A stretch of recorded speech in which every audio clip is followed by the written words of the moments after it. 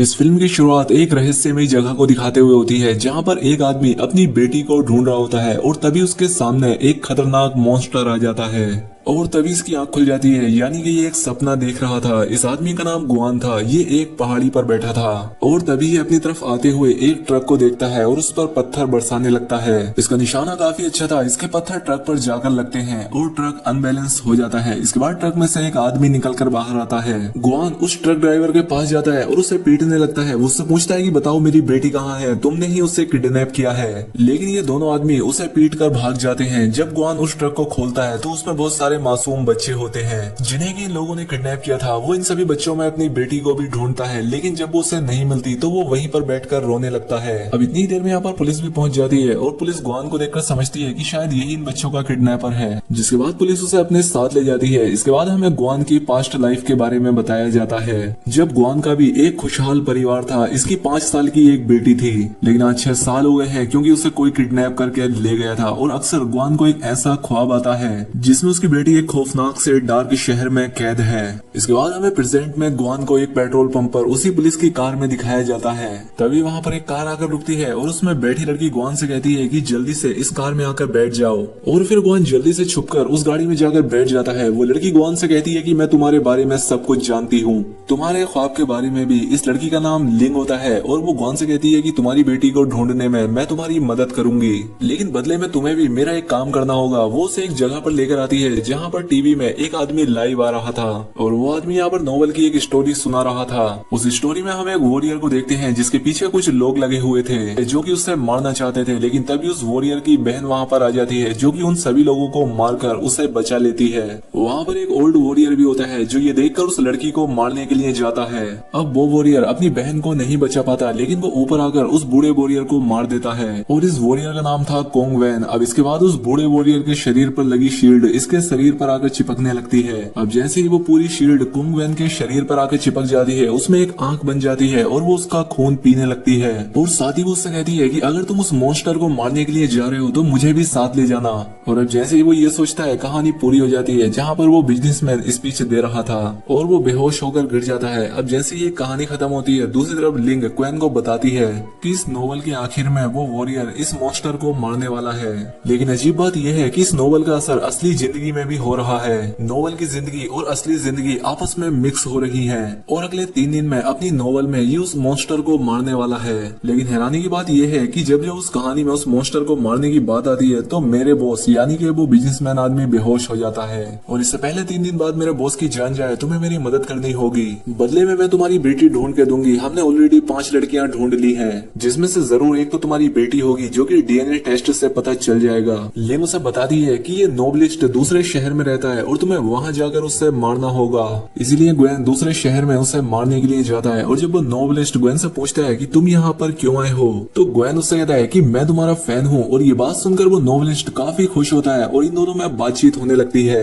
अब एक दिन ग्वेन उस नोबलिस्ट से बात करने के बाद अपनी डायरी वहीं पर छोड़ जाता है जिसमें उसने अपने ख्वाब के बारे में भी लिखा था। जब नोबलिस्ट उसकी वो डायरी पढ़ता है तो उसे उसकी कहानी काफी अच्छी लगती है और वो सोचता है कि मैं ये कहानी अपनी नोवेल में भी ऐड करूंगा। अब वो अपनी कहानी जारी रखता है कि किंग वॉन वॉरियर उस मॉन्स्टर को मारने के लिए उसकी तलाश में निकल पड़ा है। दरअसल जब वो मॉन्स्टर था वो एक किंगडम का राजा था और जब किंग वॉन वहाँ पर पहुँचता है तो वहाँ पर एक फेस्टिवल हो रहा था। किंग वॉन के शील्ड पर लगी वो आंख उससे बताती है कि पहले इस किंगडम का राजा कोई और हुआ करता था और ये यहाँ का सोल्जर हुआ करता था, लेकिन इसने ब्लैक मैजिक करके उस राजा को मार दिया और खुद राजा बन गया। अब ये मॉन्स्टर राजा दूसरे किंगडम पर भी अटैक करने वाला था और इसीलिए ये उस दूसरे किंगडम पर जाकर अटैक कर देता है। वहाँ के सभी लोगों को मारकर वहाँ पर आग लगा देते हैं। ये पूरे के पूरे शहर लूट लेते हैं और अब हर जगह कर्फ्यू लग जाता है कि कोई भी लोग अपने घरों से बाहर ना निकले, इसलिए सभी लोग अपने अपने घरों में चले जाते हैं। अब सीन असली दुनिया में दिखाया जाता है जहाँ पर गुआन उसी नोबलिस्ट के शहर में होता है। वो अपने होटल में आराम कर रहा था, लेकिन तभी वहाँ पर लिंग आती है और उसे मारने लगती है। वो कहती है कि मैंने तुम्हें नोबलिस्ट को मारने के लिए भेजा था, ना कि दोस्ती करने के लिए। लेकिन तभी वहाँ पर नोबलिस्ट आ जाता है, इसीलिए लिंग वहाँ से चली जाती है और वो नोबलिस्ट गुआन को उसकी डायरी देता है।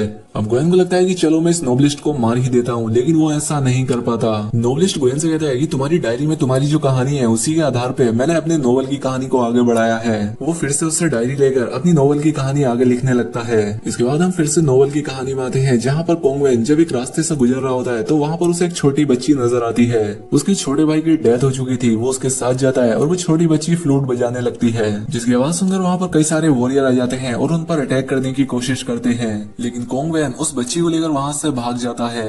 अब जैसे ही शाम होने लगती है उन वॉरियर्स की ताकत कम पड़ने लगती है और इसी का फायदा उठाते हुए कोंगवेन उस बच्ची को लेकर वहाँ से चला जाता है। इसके बाद हम रियल लाइफ में आते हैं, जहाँ पर ग्वेन ये डिसाइड कर लेता है कि मैं इस नोबलिस्ट को मार दूंगा। वो उसकी तरफ एक पत्थर मारता है जिससे वो बेहोश हो जाता है और अब वो उसे मारने ही वाला होता है कि तभी उसे एक गाने की आवाज आती है जो कि वो अपनी बेटी के लिए गाया करता था। जब वो इधर उधर जाकर देखता है तो पाता है कि एक 10-11 साल का लड़का वो गाना गा रहा था। तो वो उससे पूछता है कि तुमने ये गाना कहाँ से सीखा, बताओ मेरी बेटी कहाँ पर है, क्योंकि वो हर हाल में अपनी बेटी से मिलना चाहता था। लेकिन वो लड़का उससे डर जाता है और वहाँ से भागने लगता है और अब ग्वेन उसका पीछा करने लगता है। वो उसके पीछे एक जगह पर आ जाता है जहाँ पर वो अपनी बेटी के किडनैपर्स को पूछता है। वो उन्हें मारकर उनसे पूछने लगता है कि बताओ मेरी बेटी कहाँ पर है, जिस पर वो किडनैपर कहता है कि उसे बेहोश करने के लिए मैंने कुछ ज्यादा डोज दे दी थी, इसीलिए वो इस दुनिया में नहीं रही। ये देखकर ग्वेन को बहुत गुस्सा आता है। वो उसे मारने लगता है, लेकिन तभी यहाँ पर लिंग आ जाती है और वो उसे अपनी गाड़ी में बैठा लेती है। वो कहती है मैं तुम्हारी मदद करूंगी, जिस पर ग्वेन कहता है कि मुझे किसी भी तरह से उस किडनैपर को पकड़ना है, मुझे उसे जान से मारना है और तुम परेशान मत हो, मैं तुम्हारा भी काम कर दूंगा, लेकिन मुझे उससे मारना ही है। ये सारी बातें लिंग का बॉस भी सुन रहा होता है। वो उससे आकर कहता है कि अगर मेरी मजबूरी ना होती तो मैं ये काम करने के लिए तुमसे कभी ना कहता। लिंग काफी उदास हो जाती है क्योंकि वो अपने बॉस को अपना पिता मानती थी, क्योंकि वो उनकी मदद करना चाहती थी। दूसरी तरफ हम नोवेल में कोंगवेन और उस बच्ची को देखते हैं। वो शहर की गलियों से गुजर रहे थे जहाँ पर हर तरफ डेड बॉडीज पड़ी थी। यहाँ पर कुछ लोग उन पर अटैक करने लगते हैं कि तभी कोंगवेन की बॉडी पर लगी शील्ड बाहर आ जाती है। वो आग वाली शील्ड अब एक क्रीचर में बदल जाती है और उन लोगों पर अटैक करके उन्हें मार देती है। और ऐसा करने के बाद कोंगवेन दोबारा से नॉर्मल हो जाता है। दूसरी तरफ वो नोवेलिस्ट काफी जख्मी होता है। वो ग्वेन से कहता है कि मैं नहीं जानता कि मुझ पर किसने अटैक किया है। साथ ही वो ग्वेन को यह भी बताता है कि मैंने अपनी नोवेल में तुम्हारा और तुम्हारी बेटी का भी जिक्र किया है। नोवेल में कोंगवेन जिस बच्ची के साथ है वो तुम्हारी ही बेटी है, जो कि अपने पेरेंट्स को ढूंढ रही है। और जो वॉरियर उन पर अटैक करने के लिए आया था वो सिर्फ अटैक करने नहीं बल्कि अपनी बेटी को बचाने के लिए आया था। वो तुम्हारा कैरेक्टर है क्योंकि तुम दोनों के चेहरे पर एक जैसा निशान है। ग्वेन नोवेलिस्ट से कहता है कि क्या तुम प्लीज जल्द से जल्द अपनी नोवेल को खत्म कर सकते हो ताकि मैं अपनी बेटी को ढूंढ सकूं, क्योंकि तुम्हारा नोवेल असल जिंदगी से मिलता जुलता है। इसके बाद ये दोनों अपने घर आ जाते हैं तो ग्वेन देखता है कि नोवेलिस्ट के घर में लिन के बॉस की पिक्चर है। नोवेलिस्ट कहता है कि ये आदमी और मेरे फादर दोस्त हुआ करते थे, लेकिन मेरे फादर की रहस्यमय तरह से डेथ हो गई। लिंग भी ये सारी बातें सुन रही थी। अब उसकी बातों से लिंग को भी अंदाजा हो जाता है कि उसके बॉस झूठ कह रहे थे कि ये नोवेलिस्ट उसे मारना चाहता है। लिंग को समझ आ जाता है कि नोवेलिस्ट के फादर और मेरे बॉस आपस में बिजनेसमैन थे और लिंग के बॉस ने ही उसके फादर को मारा था और वो सिर्फ एक्टिंग कर रहा था ताकि वो उनके बेटे को भी मार सके। लिंग अपने बॉस को फोन करती है और कहती है कि मुझे आप पर काफी भरोसा था, लेकिन आप तो अपना काम पूरा होने के बाद मुझे भी मरवा देंगे और अब मैं तुम्हारा कोई भी काम नहीं करूंगी। जिस पर उसके बॉस के आदमी उसे किडनैप कर लेते हैं। दूसरी तरफ ग्वेन को भी पता चल जाता है कि आखिर सच्चाई क्या है। वो उसे लेकर एक लाइब्रेरी में आ जाता है ताकि वो अपनी जान बचा सके, लेकिन वहाँ पर भी लिंग के बॉस के आदमी आ जाते हैं और अब यहाँ पर इन लोगों में लड़ाई होने लगती है। अब इसके बाद हम नोवेल की दुनिया में आ जाते हैं, जहाँ पर की कोंगवेन उस बच्ची के साथ उस मॉन्स्टर राजा को मारने के लिए जा रहा होता है। उस मॉन्स्टर के सारे वॉरियर, सारे पहरेदार रात में सोए हुए थे क्योंकि रात में उनकी शक्तियां चली जाती थी। अब वो जोर जोर से उस मॉन्स्टर को आवाज देने लगता है, लेकिन तभी एक अजीबोगरीब सा दिखने वाला बड़ा सा मॉन्स्टर उसके सामने आता है, जिसकी शक्ल दिखने में काफी अजीब सी थी। वो कोंगवेन को बताता है कि तुम मेरे दोस्त के बेटे हो, मैंने तुम्हारे पिता को तो बहुत पहले ही मार दिया था। मैंने तुम्हें और तुम्हारी बहन को मारने के लिए भी अपने आदमियों को भेजा था, लेकिन तुम किसी तरह से बच गए और वो मॉन्स्टर फिर से एक बार इस पर अटैक कर देता है। अब इन दोनों में फिर से लड़ाई होने लगती है और कोंगवेन के शरीर पर लगी वो शील्ड भी अलग होकर उस मॉन्स्टर से लड़ने लगती है।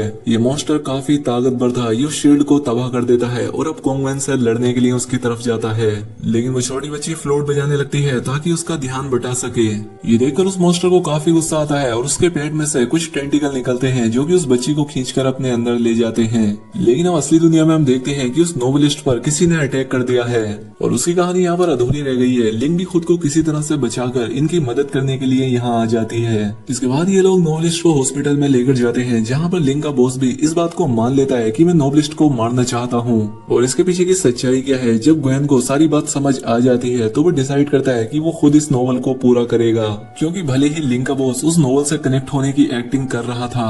लेकिन उस नोवेल में वो जो बच्ची थी वो सच में ग्वेन की बेटी थी। बॉस उसे रोकने के लिए आता है लेकिन लिंग उसे पीछे ढकेल देती है।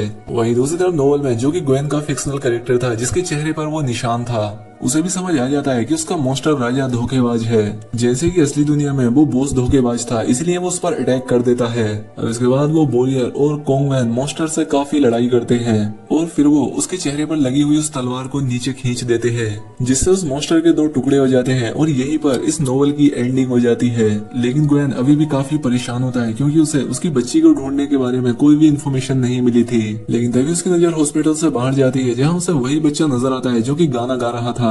वो भाग के हॉस्पिटल से बाहर आता है और उसके पीछे लिंग भी आती है। उसे ऐसा लगने लगता है कि ये उसी की बेटी है और वो वही गाना गाने लगता है जो वो अपनी बेटी के लिए गाता था। और जब उसकी बेटी ये गाना सुनती है तो वो फौरन पीछे मुड़ती है क्योंकि वो समझ गई थी कि ये गाना उसके फादर गा रहे हैं। इसके बाद हमें नोवेल का भी आखिरी सीन दिखाया जाता है जहाँ पर वो बच्ची मॉन्स्टर के पेट से जैसे तैसे बाहर आ जाती है और उस वॉरियर का मास्क हटाकर अपने फादर के फेस को टच करती है। यानी कि वो बच्ची और उसके फादर मिल चुके थे और असली दुनिया में भी ग्वेन को उसकी बेटी मिल गई थी। और यहीं पर ये बेहतरीन फिल्म खत्म हो जाती है। दोस्तों वीडियो अच्छी लगी हो तो वीडियो को लाइक और चैनल पर पहली बार आए तो चैनल को सब्सक्राइब कर ले। मिलते हैं हमारी अगली वीडियो में।